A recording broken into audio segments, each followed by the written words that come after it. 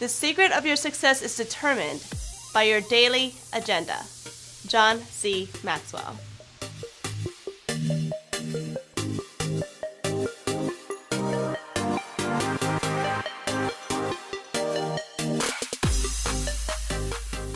Hello, my champions! As always, as a great man once told me, if you're gonna sell yourself, you have to champion something. And today, we're going to champion time management. First, there are 3 ways to use time. You can invest time, you can spend time, and you can waste time. There are 24 hours in a day and 7 days in a week. Start by drawing out 24 lines to mark every hour of the day. You can leave spaces in between those lines if you want to account for every half hour. This will allow you to really see the whole day, so you can play with it, you can mess up, you can move things around, but make sure that you account for sleep. Every day isn't the same, so now plan out the other days of the week. Your schedule is ever moving, and that's okay. So work with this practice for when you get your new work schedule or when things change. You can use apps like Google Calendar to coordinate your whole day and to be able to color coordinate. I use Google Calendar to take a look at when my bills are due and when my paychecks come in so I can take a look at my financial situation at a glance. Invest in your time means that you're putting your time into activities that are going to move you forward. This means physically, spiritually, personally, mentally, or in your career, or in your education, or in your income. So examples of this would be like working out, reading personal growth, or studying. Spending time is what you're doing in your day-to-day for your day-to-day.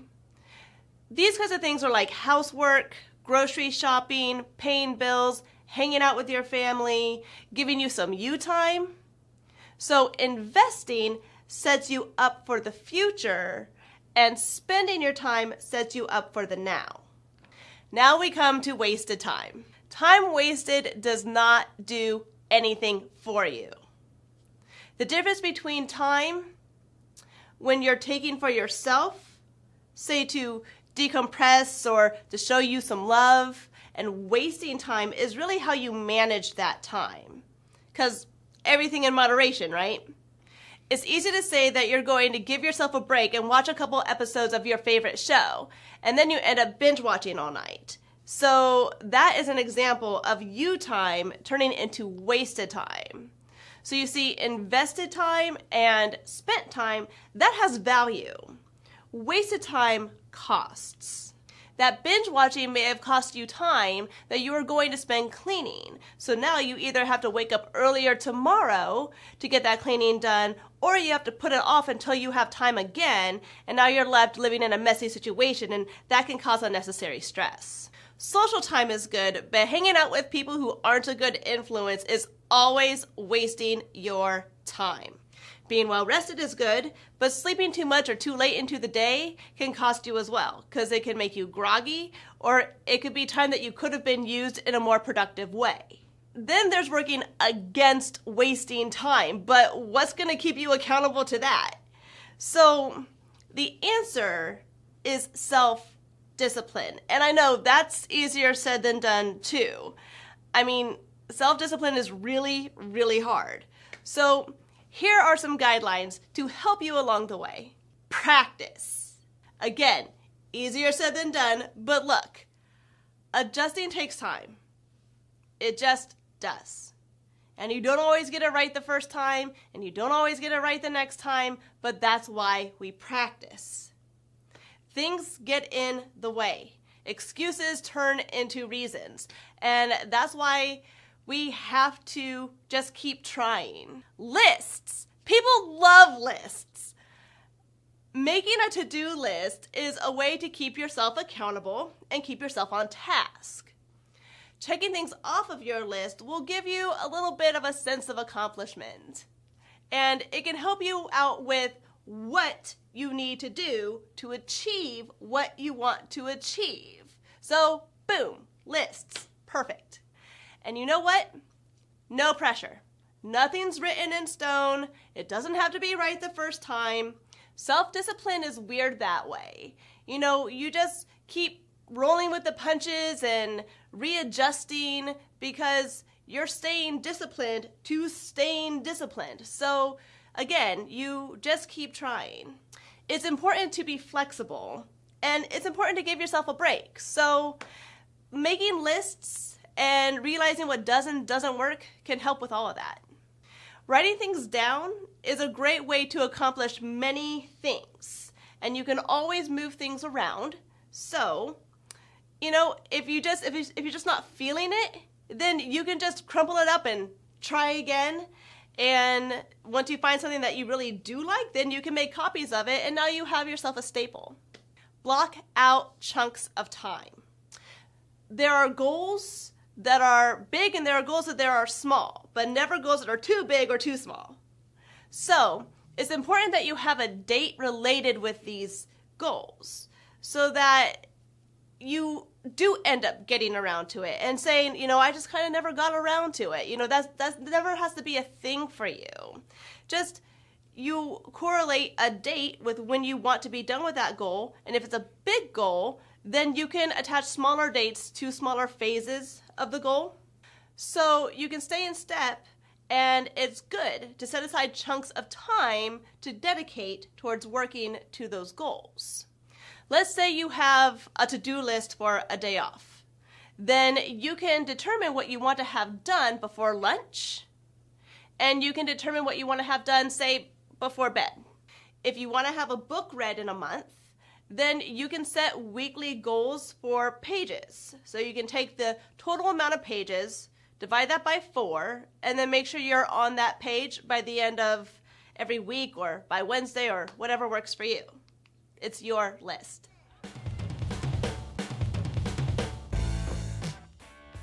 All right, my champions. So now we're going to move over to some Q&A about time management. What do you want to know? Okay, so I want to know what helps to keep you accountable. I write myself notes, and I'll post them. So I have notes reminding me of my goals or things that I want to keep at the front of my mind, on the wall that I face when I first wake up, or on my bathroom mirror. With Post-its? On my refrigerator. Yeah. Okay. I tell people my goals, but my close people, be like, I'm going to do this or I'm going to try for that. I also have an accountability buddy and be like, okay, what are your monthly goals? What did you learn last month? Okay. So we discuss the month before, and then we talk about what we want to accomplish this month. And then as we talk throughout, that month, because we're friends, we'll kind of remind each other, how's that thing going? Or, Cool. Yeah. Okay. How long did it take you to really get on top of your time management? When the concept of time management was really introduced to me, I think it took a while to set in as to what does that mean? How do you do it? Because there's a lot of other little habits that you have to form to create routine. Right. Does that make sense? Yeah. Okay. So that took a while, and probably, a couple of months to mull over and work through, just to really internally come to terms with what time management is and what it can mean for me. I think once it really clicked, what it can mean to me and my goals and my life, then I had that extra incentive. I was extra motivated to let's do this. Yeah. So then I pulled out a piece of paper. I wrote down the 24 hours a day. What time do I have to be at work? What time do I get home? What do I have to do when I get home? How much sleep do I want to get? Is it 5 hours? Is it 6 hours? Is it 8 hours? And I just I kept messing with it and changing it and trying and trying and trying. And honestly, probably a good 3 months of really trying, I started getting into a swing of things. I figured out what worked. So from no time management to feeling pretty good about it, I'd say probably about 6 months. Okay, about half a year. Yeah. Look at you. Yeah. Investing that time. I see. I like it. So I want to know. What do you want to know? What was your day like? Like what was your head like when you weren't on top of your time management? Like before? Yeah. Like, how was it to actually live your life? It was directionless. Okay. It was, like, I didn't feel like it was a mess, but now that, like, I have my act together, it was a mess. So the thing is that you can't be working towards goals and what you want if you're not concerned about them and you're not like focused on those goals. So I was just living day by day. You know, I woke up whenever I woke up because I worked second shift. And then I would just do whatever I wanted and then go to work and then come home and then do whatever I wanted and stay up as late as I wanted because I didn't care about my sleep. I wasn't caring about my health. My health was not a goal of mine. You know, I realized that I was living around my work and I was not living around me and what I wanted, you know? Like, everything was really sporadic and whatever, and like I said, like, directionless.